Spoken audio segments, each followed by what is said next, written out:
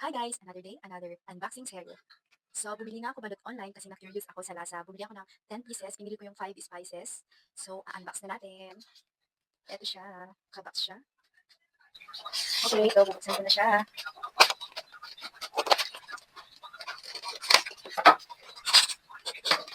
Naka-separate na siya, naka-pack siya separately. Maglabas tayo mag-isa. Ito siya guys. Ito siya. Okay, so nabili ko pala to for 209 pesos. So, parang pumapatak na yung isa ay 20 pesos. Kailangan nga pala natin ng bowl and hot water. Okay, lalagay natin yung balot sa hot water.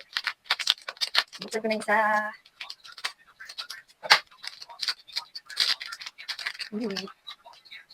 Balot siya, balot yung minsan. Yung amoy niya balot. Ito siya. Dalawa na yung buksan ko. Ito siya. Then, nalagyan natin ng mainit na water. Bababato lang siguro siya ng 5 minutes. I think pwede na siya. Okay, titikman ko na. Ow! Oh, crack na crack. Dalit eh. Okay, bubuksan ko na. Oh, may lasa na siya. Hindi na natin kailangan ng asin kasi may lasa na siya. Hindi siya, wait lang, tikman ko na. Oh, no.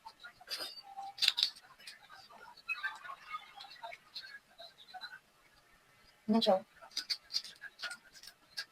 Ayan. Matubig. Masabaw. Okay. Oh my god. Hindi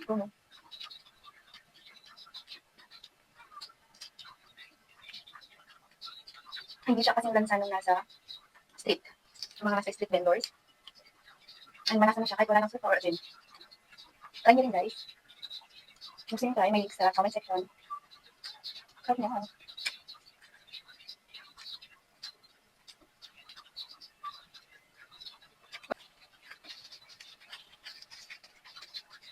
Yun lang guys. Bye-bye. See you in my next video.